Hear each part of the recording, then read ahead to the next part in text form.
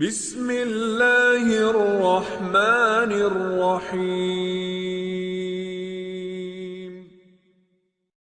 حسبي ربي جل الله ما في قلبي غير الله نور محمد صلى الله لا إله إلا الله حسبي ربي جل الله ما في قلبي اعوذ باللہ من الشیطان الرجیم كذلك حقت کلمۃ ربک علی الذین فسقوا انہم لا یؤمنون۔ فرمایا کہ اسی طرح حقت کلمۃ ربک، آپ کی رب کی بات، آپ کے رب کا فیصلہ ثابت ہو گیا، یا آپ کے رب کی بات ثابت ہو گئی ان لوگوں پر جنہوں نے فسق کیا، انہم لا یؤمنون، یہ کہ وہ ایمان نہیں لائیں گے یا نہیں لانے والے، یعنی ان فاسقوں کے بارے میں آپ کے رب کی بات ثابت ہو گئی کہ یہ لوگ ایمان لانے والے نہیں ہیں۔ گزشتہ آیات میں ان افراد کی بات کی جا رہی کہ جو لوگ ایمان نہیں لاتے، تو اللہ تعالیٰ اس آیت میں ارشاد فرما رہا ہے کہ وہ جو فاسق ہیں، جو نافرمان ہیں، ان کے بارے میں اللہ تعالیٰ نے حتمی فیصلہ کر دیا ہے کہ یہ لوگ ایمان لانے والے نہیں ہیں۔ یعنی اگرچہ ان کو ہدایت کی جائے، ان کے لیے ہدایت کا سامان فراہم کیا جائے، ان کے لیے تمام ہدایت کے اسباب فراہم کر دیے جائیں، تب بھی کیوں؟ اس لیے کہ یہ وہ لوگ ہیں کہ جن کے دلوں پر مہر لگ چکی ہے، تالے لگ چکے ہیں۔ فاسق وہ افراد کے جو اللہ تعالیٰ کی بندگی سے نکل چکے ہیں۔ فسق، نافرمانی اگر معمولی حد تک ہو کہ جو انسان کو واپس پلٹنے کی گنجائش ہے، یعنی اگر انسان چند بار اگر اللہ تعالیٰ کی جہالت کی وجہ سے غفلت میں نافرمانی کرتا ہے تو توبہ کے دروازہ کھلا ہے، اللہ تعالیٰ نے اس کے لیے توبہ کا دروازہ رکھا ہے اور واپس پلٹنے کا راستہ موجود ہے۔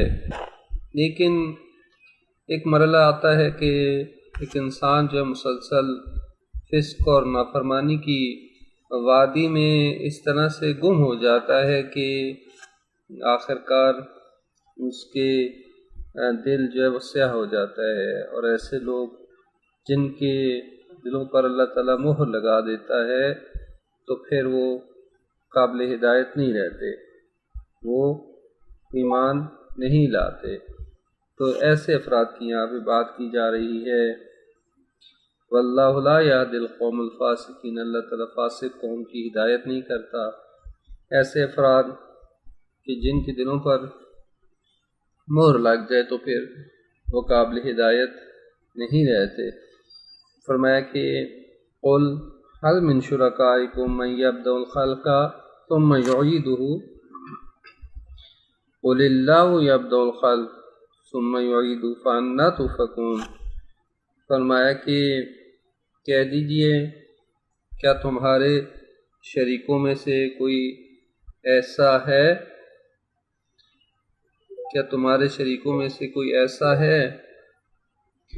جو تخلیق کی ابتدا کرتا ہو، یعنی یبدأ الخلق، یعنی جس نے خلقت کی ابتدا کی ہو، عدم سے وجود میں لایا ہو، کیا کوئی ایسا ہے تمہارے شرکاء میں سے؟ ثم یعیدہ، پھر وہ دوبارہ بھی پیدا کر سکے، یعنی اس نے ابتدا میں بھی خلق کیا ہو پھر دوبارہ پیدا کرے۔ قل اللہ یبدأ الخلق، کہہ دو کہ اللہ ہی ہے جو جس نے تخلیق کی ابتدا بھی کی ہے۔ ثم یعیدہ، پھر وہی اعادہ بھی کرے گا، دوبارہ بھی وہی پیدا کرے گا۔ فَأَنَّىٰ تُؤْفَكُونَ، پس تم کدھر پھرے جاتے ہو، الٹے جا رہے ہو۔ یہاں بیان فرمایا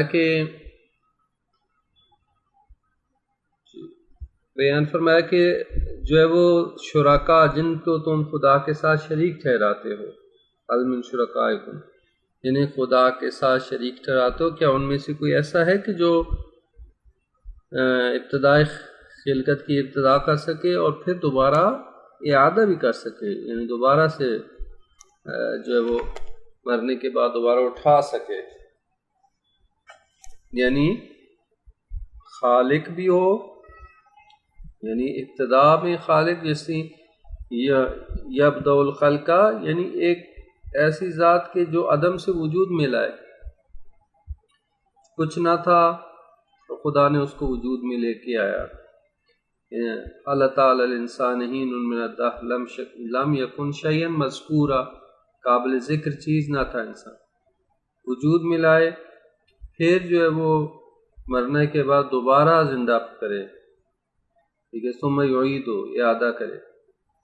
تو ایسا کوئی ہے تمہارے شرکاء میں سے، یعنی متوجہ کیا جا رہا ہے کہ اللہ کے علاوہ کوئی یہ کام نہیں کر سکتا، خدا ہی ہے جو کہ ابتدا میں بھی خالق ہے اور وہی اعادہ خلقت بھی کرے گا۔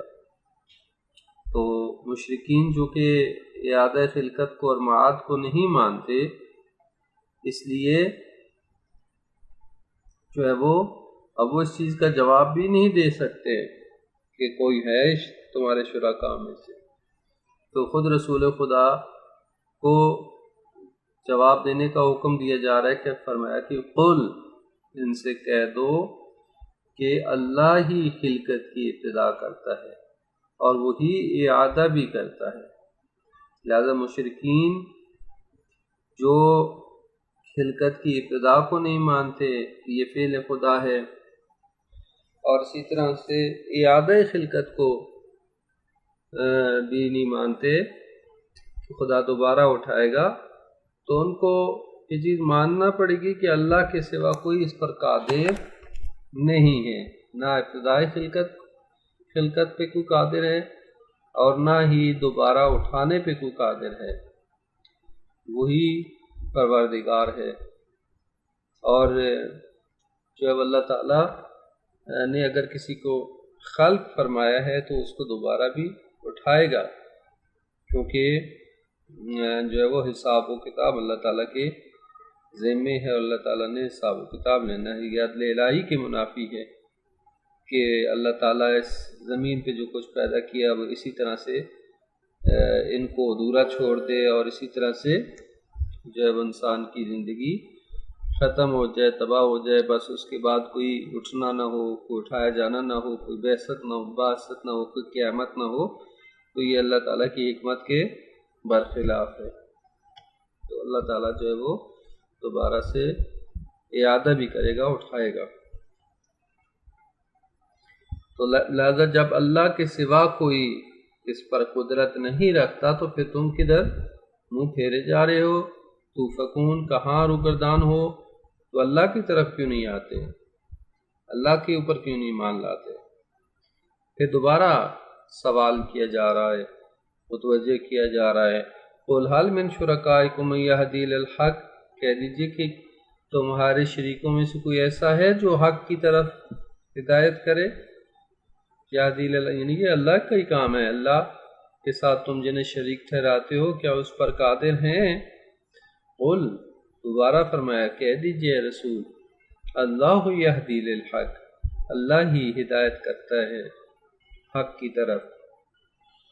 افمن یہدی للحق، حق کو ان یتبع امن لا یہدی الا ان یہدا میں کہ کیا وہ جو کہ حق کی طرف ہدایت کرے، افمن یہدی الی الحق، جو کہ حق کی طرف ہدایت کرتا ہے، احق ان یتبع، کیا وہی زیادہ حقدار ہے کہ اس کی پیروی کی جائے، یا وہ امن لا یہدی الا ان یہدی، یا وہ جو خود اپنی راہ نہیں پاتا، ہدایت اس کو حاصل نہیں ہوتی مگر یہ کہ خود اس کی رہنمائی کی جائے، الا یہدی، مگر اس کی رہنمائی کی جائے، یعنی اس کو اپنی ہدایت کا نہیں پتا مگر یہ کہ اس کی رہنمائی کی جائے۔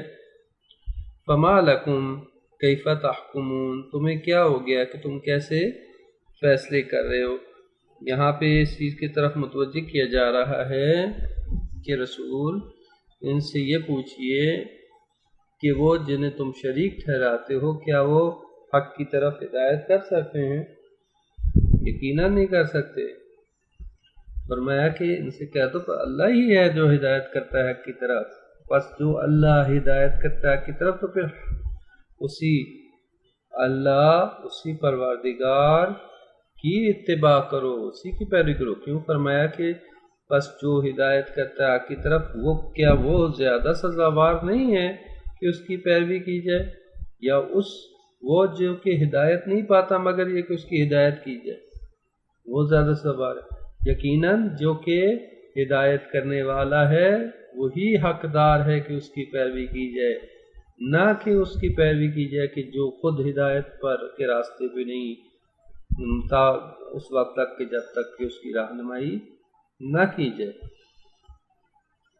تو یعنی اللہ تعالیٰ ہی ہے جو کہ خالق بھی ہے، اللہ ہی ہے جو کہ ہدایت کرنے والا ہے۔ اور جیسے ایک دوسری آیات میں بھی ارشاد فرمایا کہ حضرت موسیٰ نے جب فرعون سے کہا کہ قال ربنا الذی اعطى كل شيء خلقه ثم هدى، کہ فرعون نے پوچھا ہے موسیٰ تمہارا پروردگار کون ہے؟ تو حضرت موسیٰ نے فرمایا کہ ہمارا پروردگار وہ ہے جس نے پیدا کیا چیز کو ثم ہدی، پھر ہر چیز کو ہدایت دی۔ تو ہدایت دینا اللہ تعالیٰ کا کام ہے، یہ فطرت میں انسان کی اور تمام مخلوقات کے اندر ایک ہدایت ہے، ہدایت تکوینی، یعنی انسانوں اور حیوانات تمام مخلوقات میں اللہ تعالیٰ ان کی فطرت میں ایک نیچر میں ایک ہدایت رکھتی ہے کہ وہ اسی کے حساب سے وہ اپنی زندگی بسر کرتے ہیں، اور ایک ہدایت ہے جو انسانوں سے مخصوص ہے، اور وہ ہدایت ہے ہدایت تشریعی، یعنی انبیاء کو بھیجا ہے اور آسمانی کتابوں کو بھیجا ہے۔ یہ ہدایت جو ہے وہ اللہ تعالیٰ نے انسانوں کے لیے اور قرار دی ہے کہ تاکہ وہ اس ہدایت پر عمل کرتے ہوئے ہدایت کے راستے پر اللہ تعالیٰ کے راستے میں گامزن ہو سکیں۔ تو یہاں پہ فرمایا کہ ہدایت تو اللہ تعالیٰ ہی دے سکتا ہے، حق کی طرف رہنمائی کون کر سکتا ہے؟ خدا تعالیٰ، یہ خدا تعالیٰ کی طرف سے مقرر کردہ نمائندے۔ تو یہاں یہ اس چیز کی طرف بھی وضاحت ہے کہ جو اللہ کی طرف سے مقرر کردہ نمائندے ہیں جو کہ ہدایت یافتہ ہیں، اور وہی جو ہے وہ ہدایت ان کی ہدایت کے سلسلے میں انہی کی پیروی کیجیے، نہ یہ کہ ان افراد کی جو خود ساختہ، جو خود اپنی ہدایت کو بھی نہیں سمجھ سکتے، خود اپنی ہدایت جب تک کہ اس کو رہنمائی نہ کی جائے خود بھی اس چیز کو، یعنی انسانوں کے بنائے ہوئے ائمہ، انسانوں کے بنائے ہوئے خلفاء، تو اس میں ہمارے ائمہ معصومین جو کہ اللہ تعالیٰ کی طرف سے جو کہ ہدایت یافتہ ہیں اور انسانوں کی ہدایت اور رہنمائی کرتے ہیں، وہ زیادہ حقدار ہے، حق کو ان یتبع، زیادہ حقدار ہے کہ ان کی پیروی کی جائے نسبت اس کے کہ جو خود ہی ہدایت نہیں پاتا مگر یہ کہ اس کی رہنمائی کی جائے۔ تو یہ تاریخ اس بات پر گواہ ہے کہ ائمہ معصومین علیہ السلام نے ہر مرحلے میں دوسروں کی ہدایت کی ہے، رہنمائی کی ہے، اور بہت لوگ جو ہے وہ محتاج رہے ہیں ان کی طرف سے ہدایت کے، تو لہٰذا وہی زیادہ حقدار ہیں کہ ان کی پیروی کی جائے۔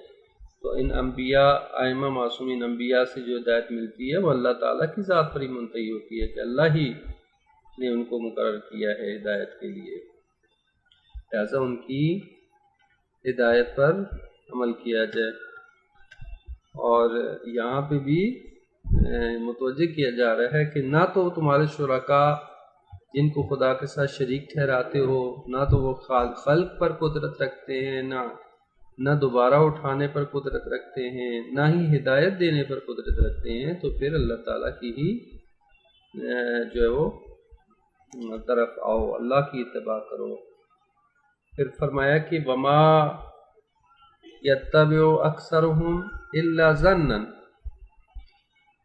ان الظن لا یغنی من الحق شیئا، ان میں سے اکثر محض جو ہے وہ ظن کی پیروی کرتے ہیں، گمان کی پیروی کرتے ہیں، اور ان الظن بے شک جو گمان ہے لا یغنی من الحق شیئا، حق سے ذرا برابر بھی انسان کو بے نیاز نہیں کرتا، لا یغنی من الحق، حق سے بے نیاز نہیں کرتا، شیئا نہیں ذرا برابر بھی۔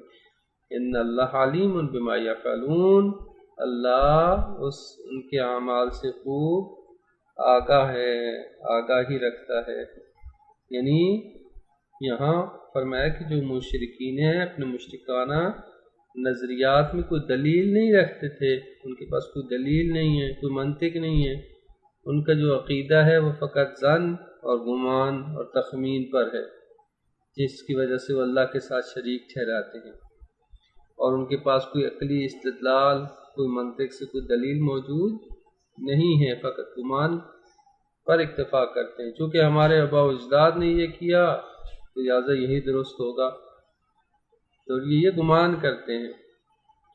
اسی طرح سے یہ گمان کرتے ہیں کہ جو کوئی خدا کی طرف سے وحی نازل نہیں ہوئی، یہ گمان کرتے ہیں کہ حضرت محمد جو رسول خدا کے نبی نہیں ہیں، یہ ان کے گمان ہے وہاں تو، اور یہ گمان کرتے ہیں کہ کیسے ممکن ہے کہ انسان کے اوپر وحی نازل ہو جائے، یہ گمان کرتے ہیں کہ یہ قرآن رسول خدا نے خود ہی بنا لیا ہے، اللہ کی طرف سے کوئی پیغام نہیں ہے۔ یہ سارے حادثے و گمان ہیں، ان کے پاس کوئی اس کی پر دلیل بھی نہیں ہے، لیکن جو گمان ہے انسان کو حق سے بے نیاز نہیں کر سکتا۔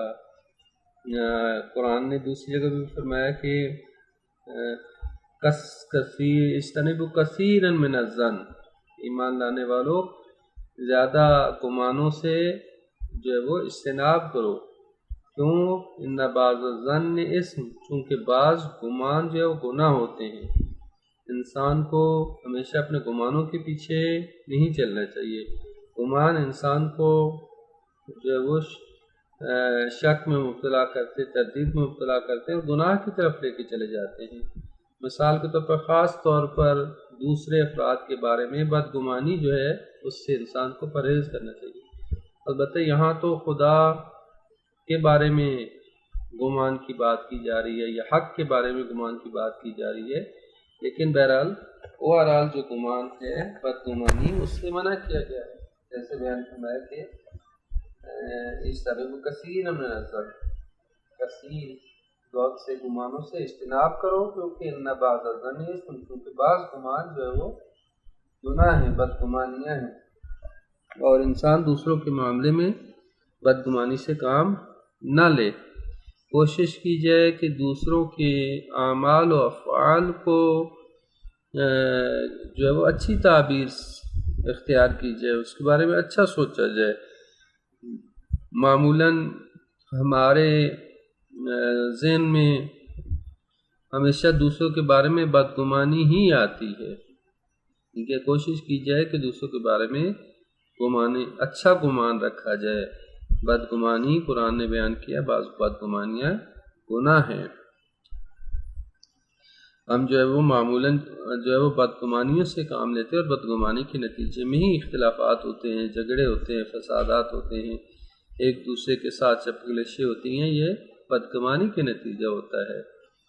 دوسروں کے بارے میں گمان سو برا گمان رکھنا جو انسان کو گناہ کی وادی پہ لے جاتا ہے، اس کے نتیجے میں غیبت ہوتی ہے، اس کے نتیجے میں چغلی ہوتی ہے، اس کے نتیجے میں دشمنیاں ہوتی ہیں، اس کے نتیجے میں جو ہے وہ اختلافات اور جھگڑے ہوتے ہیں بدگمانیوں کے نتیجے میں۔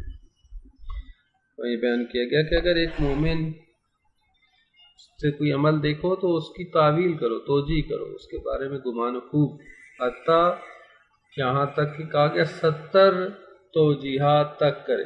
اگر کوئی اس سے عمل دیکھو تو اس کی توجیہ کرنے کی کوشش کرو کہ یہ عمل اس نے اس طرح سے کیا ہوگا یا یہ چیز ہوگی، توجیہ کرنے کی کوشش کرو۔ تو لہٰذا انسان کو چاہیے کہ بدگمانی سے پرہیز کرے۔ بدگمانی انسان کو گناہ کے راستے پہ لے جاتی ہے۔ تو فرمایا کہ وما کان ھذا القرآن ان یفتر من دون اللہ ولکن تصدیق الذی بین یدیہ، اور یہ قرآن جو ہے فرمایا ایسا نہیں، ما کان، ایسا نہیں ہو سکتا کہ اس قرآن کو اللہ کے سوا کوئی اور اپنی طرف سے بنا لائے، ان یفترا کہ افترا باندھ دیا جائے، بنا لائے، من دون اللہ، اللہ کے سوا کوئی، ولیکن تصدیق الذی بین یدیہ، بلکہ یہ قرآن تو اس سے پہلے جو کتاب آ چکی ہے اس کی تصدیق کرتا ہے، اس کی تصدیق ہے، یہ قرآن پاک تصدیق کرتا ہے اس کی، الذی بین یدیہ، جو اس کے سامنے یا اس سے پہلے کتاب آ چکی ہے یعنی انجیل، وتفصیل الکتاب لا ریب فیہ من رب العالمین، اور یہ تمام آسمانی کتابوں کی تفصیل ہے، وتفصیل الکتاب، اور آسمانی کتابوں کی تفصیل ہے اس قرآن میں، اور اس میں کوئی شبہ نہیں ہے، اور یہ رب العالمین کی طرف سے ہے۔ گزشتہ آیات میں بیان فرمایا کہ بدگمانی نہ کرو، گمان بات سے کام نہ لو۔ بیان کیا کہ بعض افراد یہ گمان کرتے ہیں رسول خدا کے بارے میں کہ یہ قرآن رسول خدا نے خود سے گھڑ لیا ہے، مشرکین کفار کہ اللہ کی طرف سے نہیں ہے۔ یہاں بیان فرمایا کہ یہ ہو ہی نہیں سکتا کہ اس قرآن کو کوئی اپنی طرف سے گھاڑ لے، یہ غیر اللہ کی طرف سے نہیں ہو سکتا۔ یہ قرآن جو ہے وہ کیونکہ اس کے اندر ایسا کلام موجود ہے، ایسے چیزیں موجود ہیں کہ جو بشر کے بس کی بات نہیں، جو انسان کے بس کی بات نہیں ہے۔ تو قرآن جو ہے وہ جیسے گزشتہ کی خبریں دی ہیں، اس نے آئندہ کی خبریں دی ہیں، اور ایسے اب چیزوں کے بارے میں خبر دی ہیں کہ جو انسان اس دور کے انسان نہیں جانتے تھے، اور آئندہ کے بارے میں خبریں دی ہیں جو بعد میں ظاہر ہوئیں اور وہ ہو چکی یا ہونے والی ہیں۔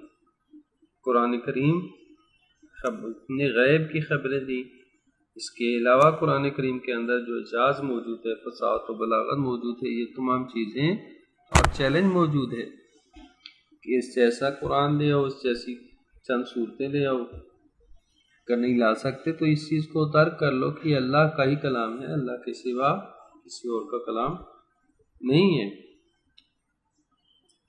اور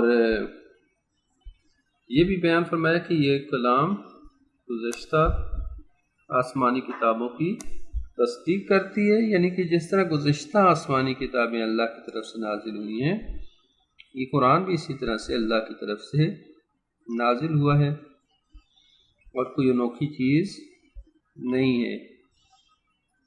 نہ تو رسول انوکھا رسول ہے، جیسے قرآن نے سورہ احقاف میں بیان کیا ہے، قل ما کنت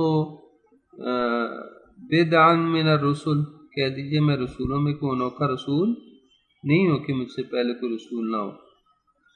اور اسی طرح فرمایا ولیکن تصدیق، میں رسولوں میں انوکھا نہیں بلکہ میں تصدیق کرنے والا ہوں،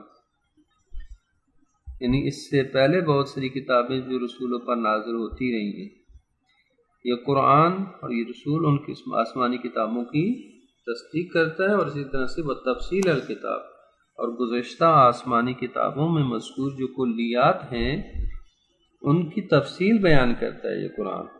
کتابوں قرآن میں یہاں فرق یہ ہے کہ وہاں پہ اجمالاً کلیات بیان کی گئیں، قرآن میں ہر چیز کو تفصیل کے ساتھ بیان کیا گیا ہے. تو تفصیل الکتاب یعنی قرآن تفصیل بیان کرنے والا ہے گزشتہ آسمانی کتابوں میں موجود کلیات کی، اور اس میں کوئی شک نہیں ہے، اور یہ رب العالمین کی طرف سے. تو پھر فرمایا کہ ہم یقولون افطرہ ہو، کیا وہ یہ کہتے ہیں کہ اس نے اسے گھڑ لیا ہے، یعنی پیغمبر نے اس قرآن کو گھڑ لیا. قل فاتوا بعشر بسورۃ مثلہ، ان سے کہہ دو کہ بس اگر ایسا ہی ہے تم اپنے الزام میں سچے ہو تو فاتو بس لے آؤ بسورۃ مثلی، اس طرح کی ایک صورت ہی لے آؤ. وَادْعُوا مَنِ اسْتَطَعْتُمْ، اور پکار لو انہیں جنہیں تم جنہیں پکار سکتے ہو، جنہیں بلا سکتے ہو، من دون اللہ، اللہ کے سوا، ان کنتم صادقین، اگر تم سچے ہو. یعنی یہاں اسی چیلنج کو مطرح کیا جا رہا ہے، چیلنج بیان کیا جا رہا ہے کہ اگر تم سمجھتے ہو کہ یہ قرآن اللہ کی طرف سے نہیں اور پیغمبر نے خود گھڑ لیا ہے، اور اگر خود گھڑ لیا ہے تو پھر تم بھی اس طرح کا کوئی گھڑ لو. اگر یہ کہتے ہو کہ رسول نے اپنی طرف سے گھڑ لیا ہے تو تم بھی ایک صورت، چلے پورا قرآن نہیں تو ایک صورت ہی گھڑ لو. فاتوا بسورۃ مثلہ، اس طرح کی ایک صورت ہی لے آؤ. حتیٰ سب سے چھوٹی صورت سورہ کوثر وہ بھی اس چیلنج میں شامل ہے، نہیں لا سکتے. سورہ کوثر جس میں چند 2-3 آیتیں ہیں، یعنی اس چھوٹی سی چھوٹی صورت کو بھی مقابلے میں کوئی صورت نہیں لا سکتے. فرمایا کہ عطا اس ایک صورت کے لانے میں تم تمام اپنے شریکوں کو جمع کر لو، جسے تم طلب کر سکتے ہو، بلا سکتے ہو، بلا لو. اللہ کے علاوہ جنہیں تم پکارتے ہو انہیں پکارو، بلاؤ، مدد لو، سب مل کے ایک صورت بنا کے لے آؤ. اگر تم سچے ہو تو بس نہیں بنا سکتے، کیونکہ یہ بشر کا کلام ہے ہی نہیں، انسان کا کلام نہیں ہے، یہ خدا کا کلام ہے. اور یہاں پہ یہ چیلنج جو موجود ہے یہ اللہ تعالیٰ کی طرف سے قرآن کریم کے معجزہ ہونے کے اوپر بہترین دلیل ہے. قرآن کریم میں مختلف جگہ پہ چیلنج کیا گیا ہے، کہیں کہا کہ اس جیسی کلام لے ہو، کہیں کہا اس جیسی 10 صورتیں لے ہو، کہیں کہا کہ اس جیسا ایک صورت لے ہو، جیسے یہاں پہ بیان کیا. تو پس قرآن کریم کا جو چیلنج ہے وہ اپنی جگہ پہ باقی ہے. قرآن کا یہ چیلنج صرف لفظی نہیں ہے کہ صرف لفظی یا بساط و بلاغت یا صرف معنی یا مطالب کی بلندی متعلق نہیں، بلکہ قرآن کا چیلنج یہ ہے کہ قرآن میں موجود رحمت اور ہدایت اور حکمت اور معجزہ سے لبریز اس طرح کی کلام لے ہو، یعنی اسی اسلوب کو جو پیش کرو جو قرآن میں موجود ہے. لہٰذا اس چیلنج کو آج تک کوئی پورا نہیں کر سکا. پس جب نہیں کر سکتے، جیسے قرآن نے بیان کیا کہ جب تم نہیں لا سکتے تو پھر اللہ کی طرف سے جو آگ ہے اس سے ڈرو، اللہ کی آگ سے ڈرو. لہٰذا قرآن پر ایمان لے آؤ. پھر فرمایا کہ بل کذبوا بما لم یحیطوا بعلمہ ولما یاتہم تاویلہ کذالک کذب الذین من قبلہم. فرمایا کہ بلکہ حقیقت یہ ہے کہ انہوں نے اس چیز کو جھٹلایا جو ان کے احاطہ علم میں نہیں آئی، بما لم یحیطوا بعلمہ، جو ان کے علم میں نہیں آئی، یعنی جس کو یہ درک نہیں کر سکے، جان نہیں سکے، تو اس کو انہوں نے جھٹلا دیا. ولما یات تاویلہ، اور ابھی اس کا انجام بھی ان کے سامنے نہیں کھلا. کذالک کذب الذین من قبلہم، اسی طرح سے ان سے پہلے جو لوگ تھے، پہلے قومیں تھیں، پہلے افراد جو تھے، انہوں نے بھی تکذیب کی، انہوں نے جھٹلایا. تو فانظر کیف کان عاقبۃ الظالمین، بس تم دیکھو کہ ان ظالموں کا کیا انجام ہوا. گزشتہ لوگوں نے بھی تکذیب کی اور اس تکذیب کو انہیں نتیجہ کیا ملا. کس طریقے سے اللہ کے عذاب میں مبتلا ہوئے۔ یعنی انہوں نے اس قرآن کو جھٹلایا اور اس کے حقائق سے وہ آگاہی نہیں رکھتے۔ کسی چیز کو قبول یا رد کرنے کا حق تو اس کو پہنچتا ہے، اس وقت پہنچتا ہے کہ جب اس چیز کے بارے میں پوری طرح سے انسان جانتا ہو، مکمل طور پر اس کا احاطہ کیا ہو، ایک ایک بات کی تحقیق کی ہو۔ لیکن ان مشرکین نے تو کسی قسم کی علمی صلاحیت نہیں ہے، اور وہ اس قرآن کے بارے میں احاطہ علمی نہیں رکھتے، تو پھر کیسے اس کو تکذیب کر سکتے ہیں، کیسے جھٹلا سکتے ہیں؟ اور نہ ہی اس کی تکذیب کا انجام جو خود عذاب سے عبارت ہے ابھی ان کے سامنے کھلا ہے۔ وَلَمَّا يَأْتِهِمْ تَأْوِيلُهُ، یعنی اس قرآن کی تکذیب کے نتیجے میں وہ عذاب میں مبتلا ہوں گے۔ اور یہ بیان فرمایا کہ جس طرح سے کذالک کذب الذین، جس طرح سے اس سے پہلے جو لوگ تھے انہوں نے تکذیب کی، جھٹلایا اللہ تعالیٰ کی کلام کو، اللہ کی انبیاء کو، اور ان کا انجام کیا ہوا؟ وہ عذاب میں مبتلا ہو گئے۔ تو ان کو اس اپنی عاقبت سے ڈرنا چاہیے۔ فرمایا وَمِنْهُمْ مَنْ يُؤْمِنُ بِهِ وَمِنْهُمْ مَنْ لَا يُؤْمِنُ بِهِ وَرَبُّكَ أَعْلَمُ بِالْمُفْسِدِينَ، اور ان میں سے کچھ ایسے ہیں جو اس پر ایمان لاتے ہیں، اور ان میں سے کچھ ایسے ہیں کہ جو ایمان نہیں لاتے، اور آپ کا رب المفسدوں کو خوب جانتا ہے۔ کچھ لوگ ایمان لاتے ہیں، کچھ ایمان نہیں لاتے۔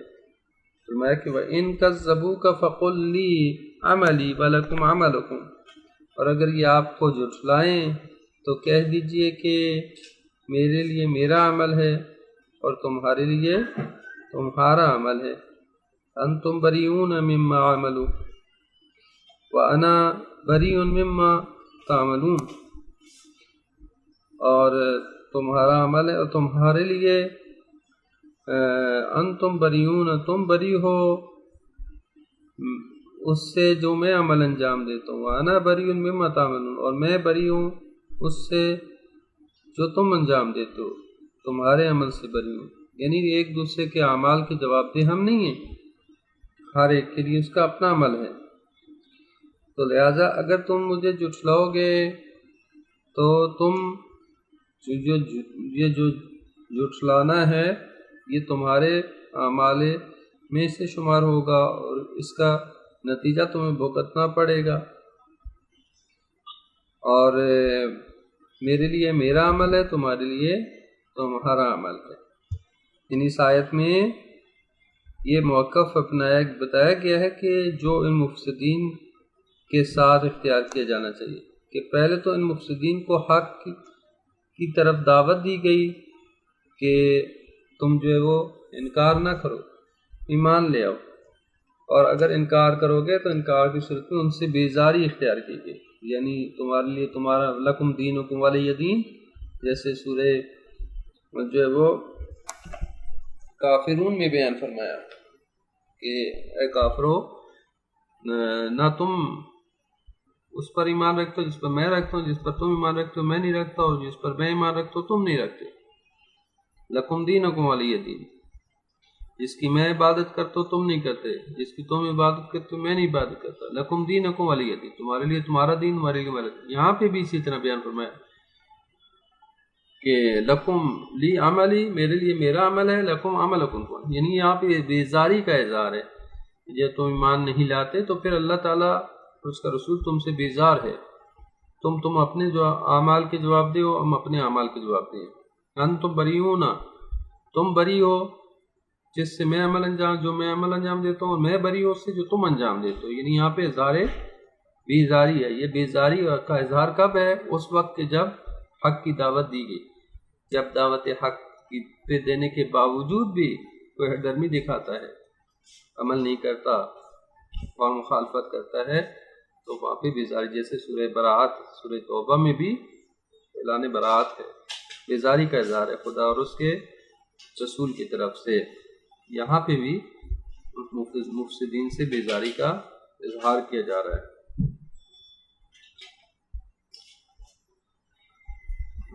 تو آگے فرمایا کہ وَمِنْهُمْ مَنْ يَسْتَمِعُونَ إِلَيْكَ، اور ان میں سے کچھ ایسے بھی ہیں کہ جو آپ کی طرف بڑے کان لگا کے سنتے ہیں.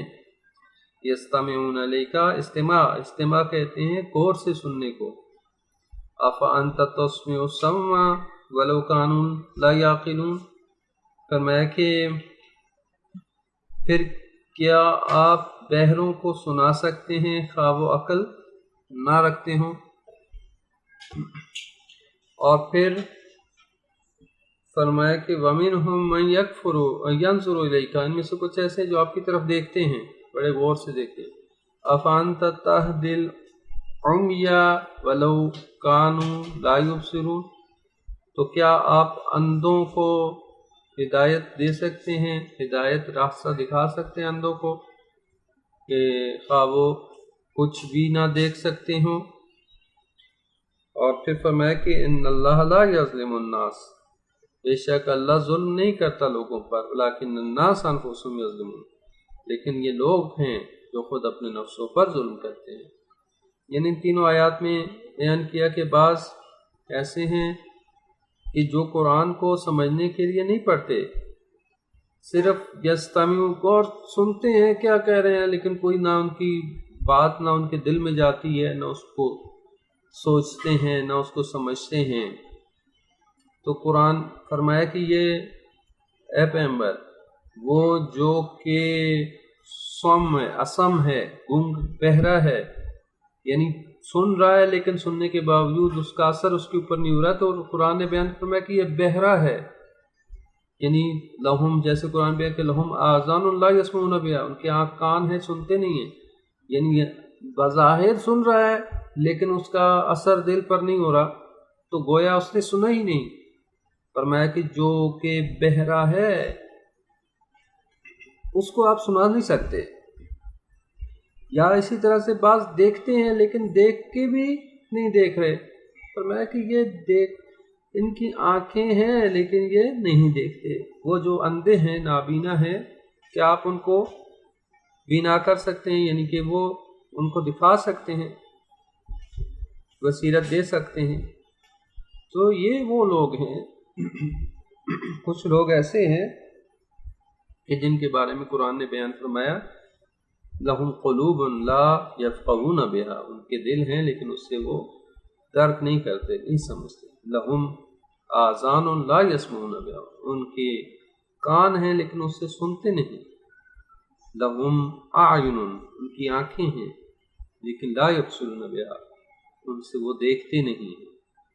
یہ وہ لوگ ہیں کہ اللہ تعالیٰ نے ان کے کانوں، ان کی آنکھوں، ان کے دلوں پہ پردے ڈالے. کیوں؟ اس لیے کہ یہ لوگ نافرمان ہیں، اس لیے کہ یہ لوگ خود ہی نہیں چاہتے اور ان کے دلوں پر اللہ تعالیٰ مہر لگا دیتا ہے. تو قرآن فرما رہا ہے کہ کیا جو اندھا ہے آپ اس کو دکھا سکتے ہیں، جو گونگا ہے کیا آپ بہرا ہے کیا آپ اس کو سنا سکتے ہیں؟ ٹھیک ہے. تو یہ قابل ہدایت نہیں ہیں وہ لوگ کہ جو کہ خدا کی مخالفت مول لیتے ہیں اور ہٹ درمی دکھاتے ہیں اور اللہ تعالیٰ کے مقابلے میں، رسول کے مقابلے آتے ہیں، خدا کی کلام کو جھٹلا دیتے ہیں، رسول کے خود کلام کو جھٹلا دیتے ہیں. تو ایسے لوگ جو ہے وہ قابل ہدایت نہیں رہتے.